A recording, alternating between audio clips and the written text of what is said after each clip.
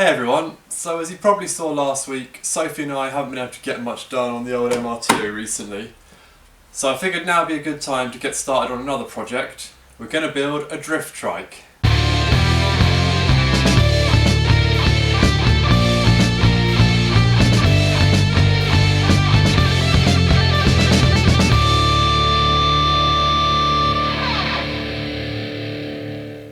So I'm going to be starting this project with the engine. I have a single-cylinder Lawnmower engine. It's an old side valve design, 1 horsepower, but it should do the trick.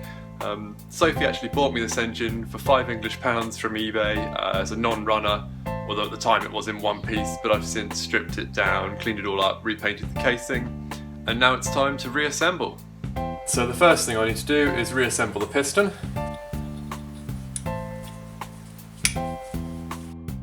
Start with the oil ring.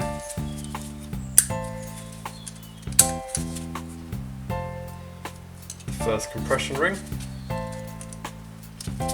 Make sure I get it in the right hole. And then the top compression ring.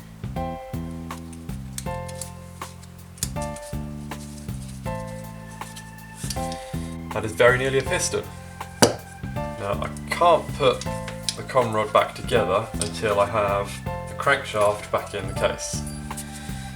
Always important to lube your shaft.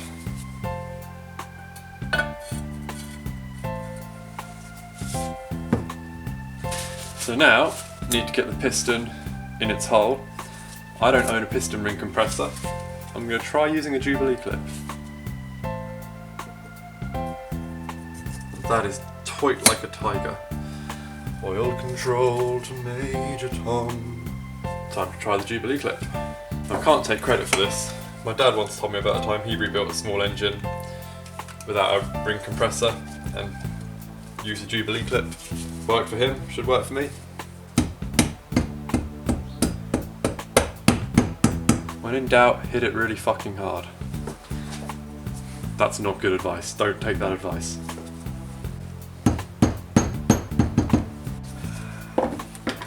It's not going for some reason.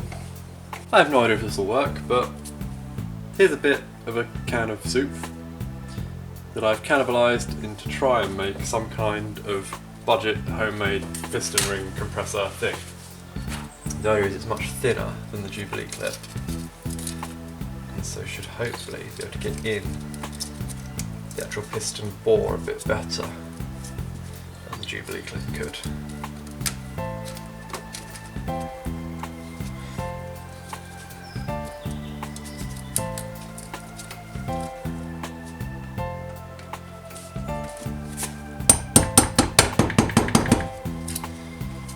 Yes!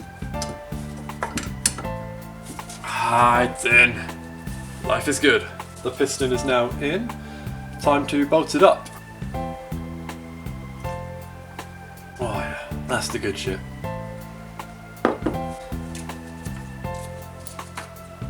This piston is a little unusual because there is no oil pump. Instead you have this little flicker thing that goes on the bottom of the con rod and just flicks oil around as it spins. It apparently works. Seems a bit shit to me.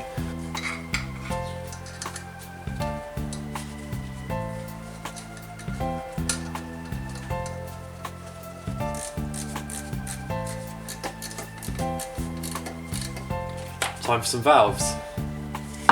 Camshaft, cam followers, and the valves themselves.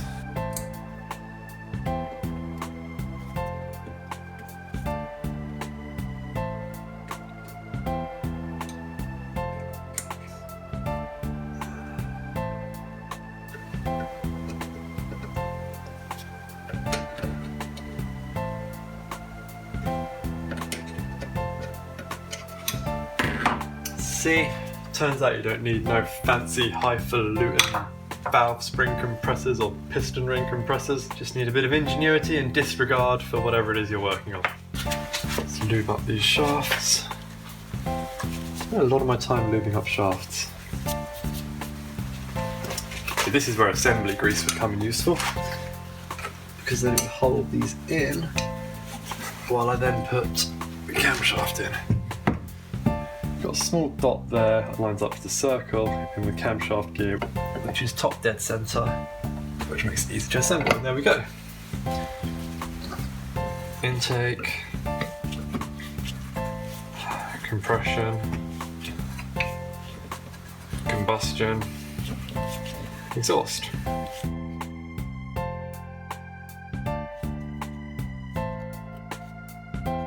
Right, so bolted up the crankcase, everything still moves. Time to start on the cylinder head. And bolts.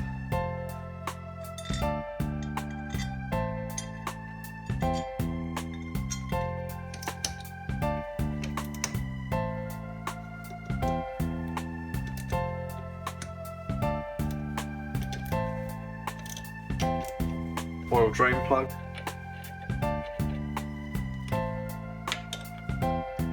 So I got quite a lot done on the engine yesterday.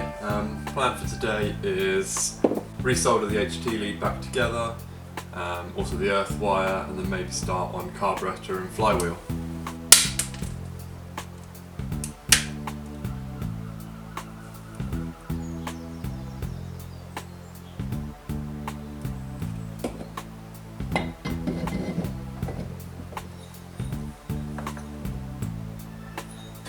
Washer, and then crazy reverse threaded bolt.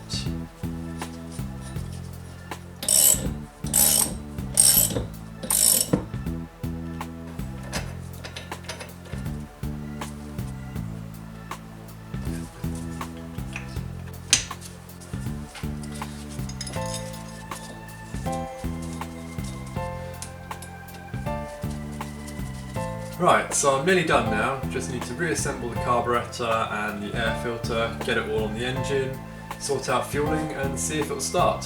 Float bowl, and new gasket.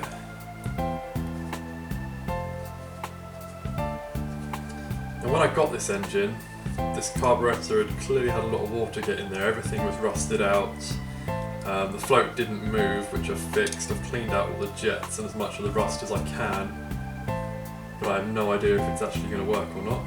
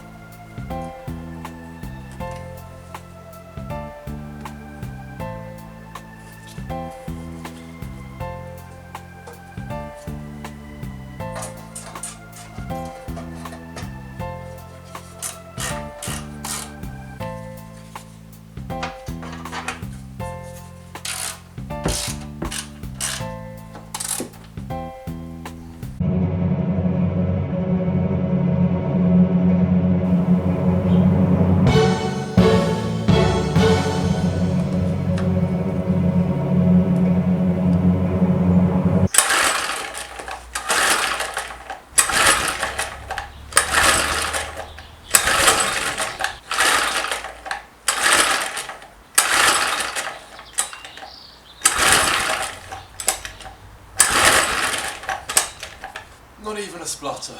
Well, I got the engine back together, but couldn't start it. I suspect the issue is with the spark plug, as I could see there was at least fuel getting into the combustion chamber. Whether or not it's the right amount, I don't know. And then it started to rain, so that ended my diagnosis session. So the next episode of this series will be trying to figure out what's wrong with the engine and getting it started, or failing that, sourcing another engine. Thanks for watching.